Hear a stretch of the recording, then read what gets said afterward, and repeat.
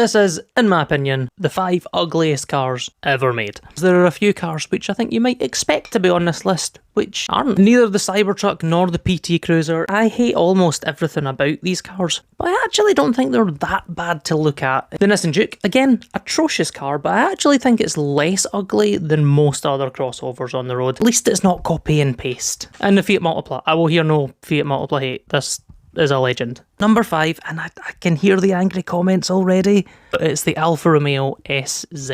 I want to love it so bad. I want to. I love Alfa. I particularly love this era of Alfa Romeo. It does have a Busso. That's cool. It was sort of experimental. There's a level of respect I have for that. But it's a failed experiment in my eyes. Number 4, the SsangYong Radius. I'm sure there will be no controversy around this one. Number 3 is, I think, the facelifted first generation Hyundai Coupe.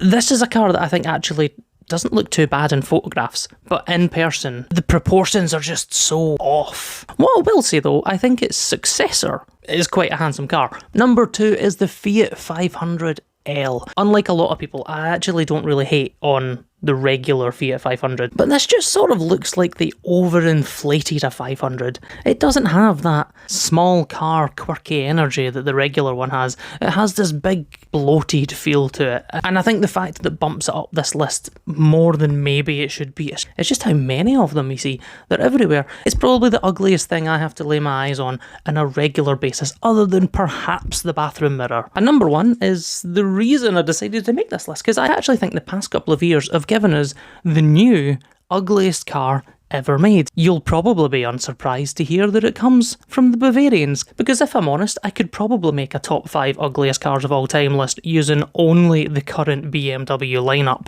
and it would be a pretty reasonable list. But one really takes the mick. It's the BMW XM.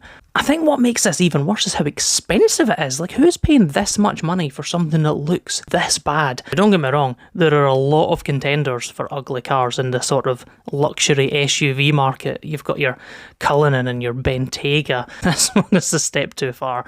What are your thoughts? What do you think the ugliest car ever made is? And if you want to see some better looking cars, our next event is the Kingdom Classic on the 20th of July. That'll be held at the Scottish Vintage Bus Museum just outside Dunfermline. Tickets are available. It's just £5 for a show car entrant, £7 for an adult, under 16s are free.